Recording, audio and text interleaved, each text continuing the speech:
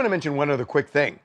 They can't find witness number 3 still. This is apparently an ex-girlfriend of Diddy's who was one of the alleged victims. And prosecution can't find her. Right, her. Today in a New York federal courtroom, Sean Diddy Combs told the judge he was, quote, a little nervous. The rap mogul's criminal trial began this morning. He is trafficking, racketeering, and more. The courtroom drama surrounding Shandid Combs' federal trial was already grabbing headlines. But the bombshell revelation that a key witness dubbed Victim 3 in the indictment has gone missing has thrown the entire case into chaotic uncertainty. What was shaping up to be one of the most high-profile celebrity trials in recent memory now has an added layer of intrigue, suspicion, and potential foul play for federal prosecutors. This isn't just an unexpected twist. It's a catastrophe. The defense wanted to propose a question on, after the potential jurors filled out their questionnaire, have they seen any news media, any documentaries, anything just relating to a news medium, and whether or not they saw it in between them filling out the questionnaire to Monday morning when they saw, or when they go to jury select. Victim 3 was more than just a name buried in court documents. Her testimony was expected to shine a glaring spotlight on the allegations against Diddy. The prosecution had built her role in the trial as pivotal, a linchpin in their argument that Did's actions were not isolated incidents, but part of a long-term calculated pattern. She was allegedly prepared to recount deeply personal and harrowing experiences that would expose the full weight of the charges, including claims of coercion and exploitation.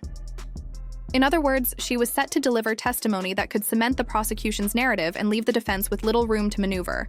But now she's nowhere to be found. Attorney is trying to find her, and her attorney has said that she may not be willing to come and testify anyway. So, let's be clear, this isn't just a case of someone skipping town to avoid the public eye. According to prosecutors, they've faced radio silence, not just from her, but from her legal representative as well. Her lawyer, reportedly dealing with undisclosed personal issues, has been unreachable, leaving prosecutors scrambling this kind of double disappearance. The witness and her advocate is not only rare, but also raises red flags that are impossible to ignore. Is this a case of fear manipulation or something far darker? The timing is too convenient to dismiss as coincidence. What makes this situation even more alarming is the context surrounding Victim 3. According to insiders, she had previously expressed a willingness to testify, even going so far as to say she'd use her real name, rather than hide behind a pseudonym. That kind of courage isn't common in cases like this, especially when facing off against someone with Diddy's wealth, influence, and connections.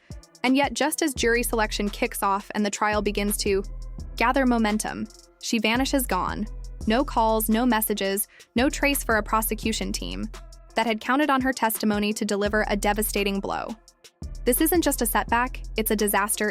Because we now know who all the prosecutors will be on Diddy's trial. They're all women.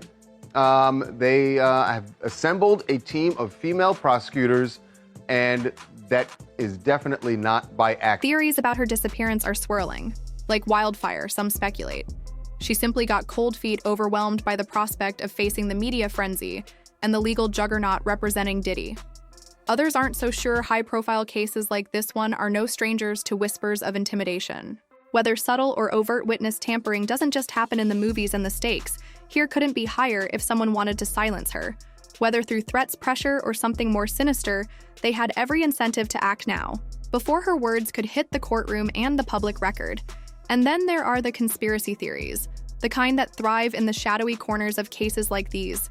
Some suggest she may have been paid off, coaxed into disappearing with promises of a fresh start far from the chaos. Others propose darker, more alarming scenarios that involve coercion or outright harm. The fact that even her lawyer is unreachable only deepens the mystery. Is it possible that both have been pressured into silence? And if so, by whom? The defense, of course, denies any involvement, has been quick to frame the situation as a failure on the part of the prosecution to secure their witness.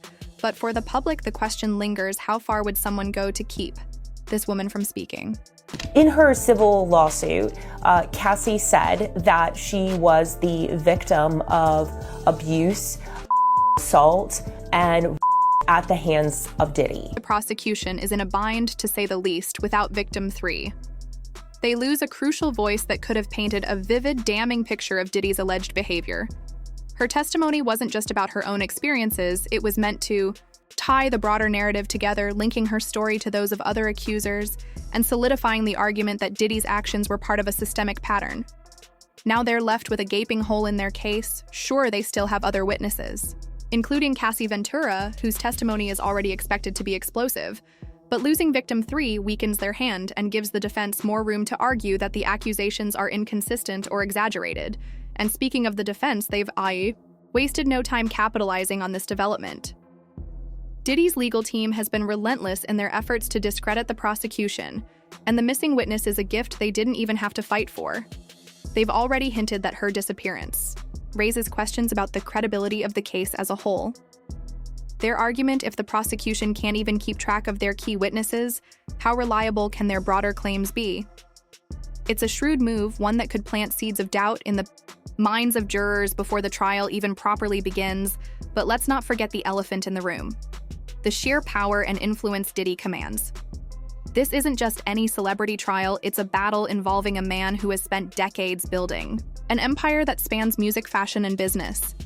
His reach is vast, his resources limitless, and his connections deep for years. He has been a figure who could make or break careers with a single decision. That kind of clout doesn't just vanish when you step into a courtroom. It lingers, casting a long shadow over everyone involved in the case. And when a witness disappears under these circumstances, it's hard not to wonder whether that shadow played a role. This investigation is ongoing, and I encourage anyone with information about this case to come forward and to do it quickly. What's particularly chilling is the broader implication of this disappearance if victim 3 was indeed silenced, whether through fear, coercion, or something else. It sends a message to other witnesses both in this trial and beyond. It says, "Speak up and this could happen to you." That kind of intimidation doesn't just affect the people directly involved, it echoes outward, creating a culture of silence that makes it even harder for others to come forward. And in a case like this, where the allegations are as explosive as their silence can be just as damning as any verdict. As the trial continues, the absence of victim 3 looms large. Her story, once poised to be a cornerstone of the prosecution's case, now exists only as an unanswered question. What was she going to say? What details would she have shared? And most importantly, what or who is keeping her from saying it? These are questions the prosecution will have to grapple with as they move forward, trying to salvage a case that has already been rocked by scandal and speculate. A U.S. judge has ruled that the rapper and producer Sean Diddy Combs will stand trial on federal trafficking and racketeering charges in May. He'll be held in prison until then. Sean Combs has pleaded not guilty to charges that he used his business empire to transport women and male workers across state lines to take part in recorded performances. If convicted, he could face a life sentence. Even as the prosecution scrambles to adjust the trial marches on jury selection is underway, opening statements are on the horizon, and the spotlight on Diddy has never burned brighter. The stakes couldn't be higher, not just for the accused, but for everyone involved, and with each passing day, the tension continues to build, the unanswered questions piling up like a storm on the horizon.